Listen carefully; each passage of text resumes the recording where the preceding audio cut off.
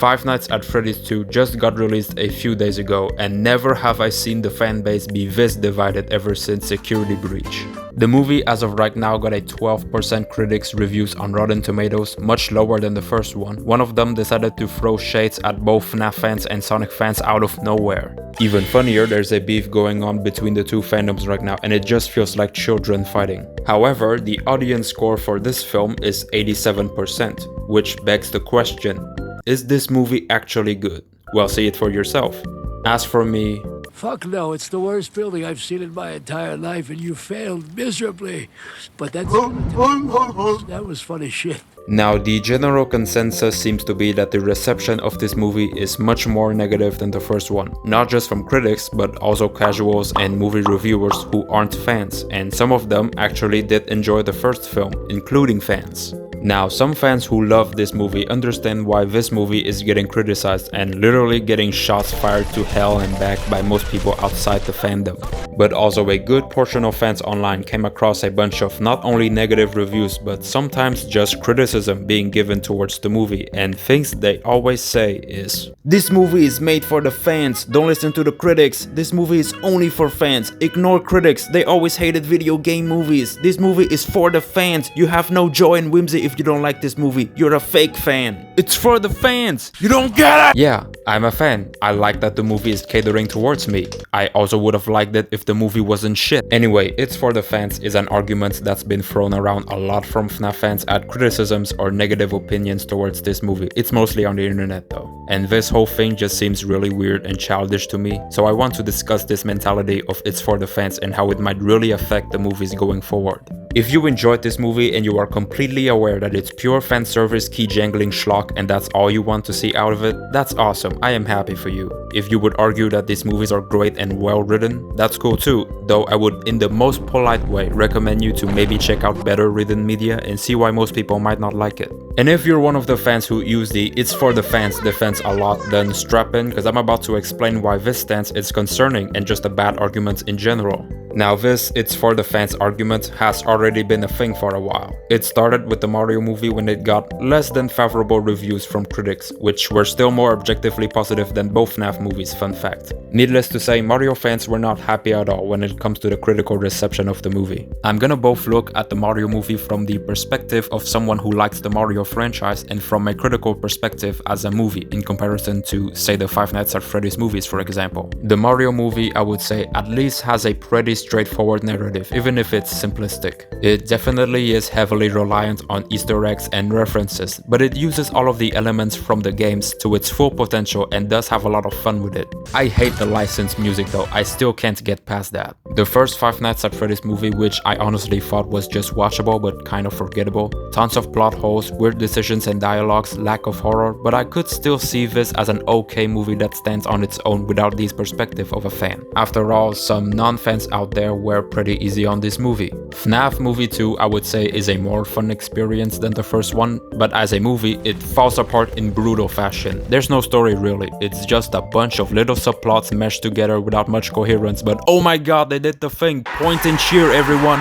From my point of view, the FNAF movies, more so the second one, do care about making fans happy, in the sense that they want to add as much hype moments and aura as possible so that fans can feel like they just had the experience of a lifetime in theaters. But everything that has to do with writing a good and coherent script is completely thrown out the fucking window, or Scott's writing is just absolute dog water, and I would honestly say it's a combination of both. Without rose-colored glasses, this is a pretty god-awful movie, and the many criticisms that are given towards it are entirely valid. And this is where comes the "it's for the fans" defense. I'm gonna start from the side of the fandom because unfortunately Blumhouse and the director are also guilty of this, which is even more embarrassing, but I'll get to that later. The movie has 87% audience score on Rotten Tomatoes right now, but if you actually bother scrolling through them, it's just a bunch of fans spamming 5 out of 5 stars saying it's peak cinema, ignore the critics, without actually explaining why, just glazing the shit out of this movie without self-awareness. Like, there's so many ways to describe the specific fans that do this sort of thing, easy to please, brand protectors, low standards, or just literal children who use the internet way too much.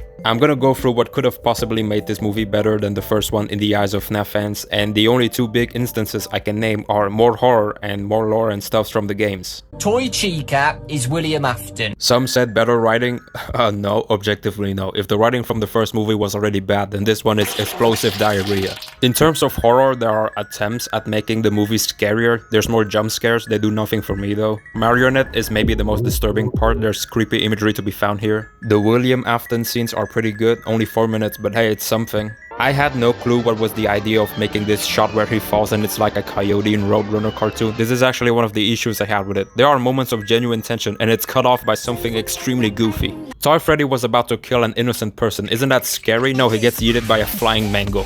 Toy Chica just crushed a guy's head. Disturbing. She says a joke right after. So funny. This line, "I want to see what's inside your head," gets repeated like 3 times in the movie. I don't know why. After Abby got possessed by Marionette for a moment, which was pretty serious and intense, they decide to cut that off with some stupid Marvel humor to break tension.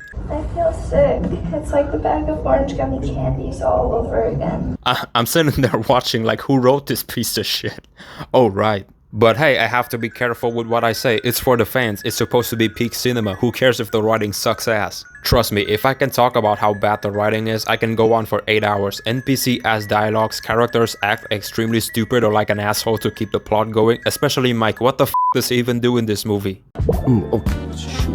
And even easier to relax and get lost in the moment. The movie asks you to suspend disbelief so many times, like you're speed running through shit. So much stuff that happened in this and Scott just asked you to roll with it. I can already sense a lot of fans saying, yeah, it's obvious the writing is going to be bad because Scott is the writer, but it doesn't matter because it's for the fans. And I'm like, so you just admitted to not wanting a good movie. Though of course I have to talk about the epic ending of this movie, a masterpiece of dog shit. It's like watching Reddit fan theories and 2015 source filmmaker animations we watch as 11 years old come to life. If this is made for the fans, then it's made for very specific fans who unironically think Skibidi Toilet vs Security Breach is the pinnacle of cinema. I know this is borrowed from the Twisted Ones, but even a lot of fans back then said this was corny as hell. 11 out of 10. Crapping on this movie aside, which is totally justifiable, at least in my opinion. And again, I want to preface that I'm criticizing fans who constantly use "it's for the fans" to deflect the movie's flaws, which is a very loud audience on YouTube. If you enjoy the movie but acknowledge how flawed it is and understand why others crap on it, don't worry, this does not concern you. There's a huge chunk of this fanbase, or at the very least a loud minority, that has toxic positivity, meaning that any criticism towards a product from this franchise is seen as hateful.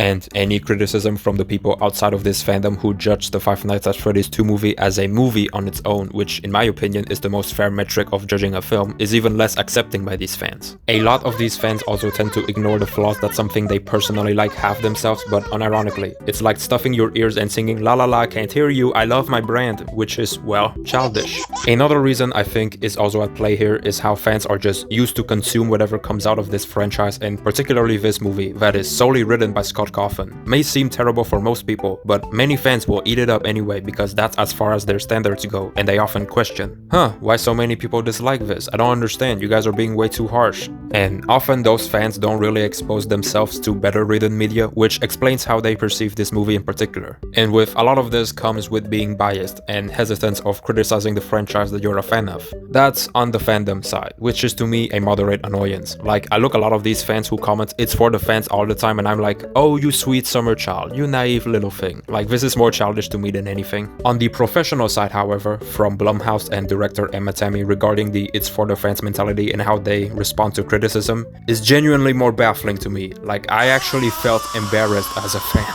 I do have to emphasize this though, this movie being as bad and messy as it is comes from Scott Cawthon's screenplay. His bad writing drags this entire thing down. I think Emma Tammy's directing is fine. There are good shots here and there, though that's about it. Not saying it's bad, it just looks okay, without much sauce. It's like watching a typical generic Blumhouse horror movie, you know? But I'm getting ahead of myself, that's besides the point. In an article she mentions about how listening to critics is dangerous and fans are the only focus, which in a way I understand when you're making an adaptation of a video game, you have to cater to the fans. The bigger issue here is when you listen to what most FNAF fans want is usually just more horror, more stuff from the games, more Easter eggs, more references, more lore, but very rarely better script or more engaging characters, better dialogues. Personally, I think if you're a filmmaker who wants to genuinely improve on making a better movie overall, listening to criticisms that are related to the writing of your movie and other things beyond just the surface level aspects of your film is pretty damn important. If criticisms about the writing and pacing of this movie were actually taken into account, it wouldn't have gotten a much worse critical reception than the first film, honestly. And again, most of that is on Scott Cawthon's shoulders, but as the director, you should let your writer know this. If you deflect criticisms from people outside of the fandom who judge your movie with an unbiased view, even though you explicitly admitted that you don't disagree with some things they say, that to me really seems like you're a filmmaker who isn't willing to improve and make a better movie quality-wise as long as the fandom keeps blindly praising your film. As a longtime fan, that mindset doesn't make me optimistic about any chances of future Five Nights at Freddy's films being any better. But there's worse. Blumhouse post is pretty laughable,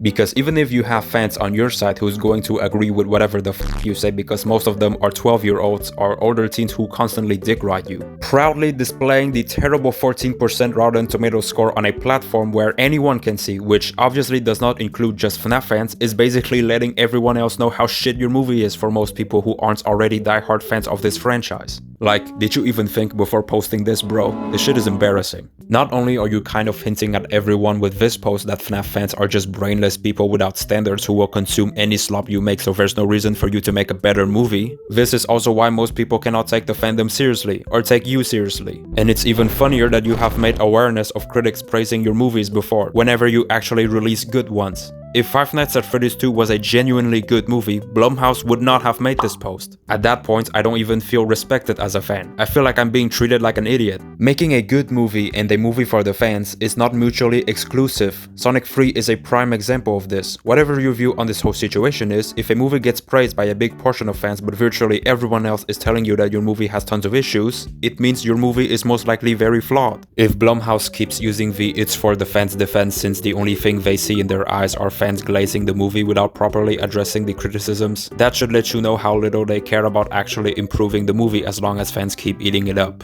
And you know, maybe that's the end goal. Maybe Scott and Blumhouse's goal is just to make pure fanservice slop movies designed to create TikTok reels and memes for 12-year-olds, and maybe most fans are just okay with that and ask for nothing more. If that's going to be the legacy of the Five Nights at Freddy's movies going forward, fine, I guess. I'm just frustrated as a longtime fan that 2 movies in and I'm still disappointed even though my standards were already extremely low. Well, these movies do make for good memes at least.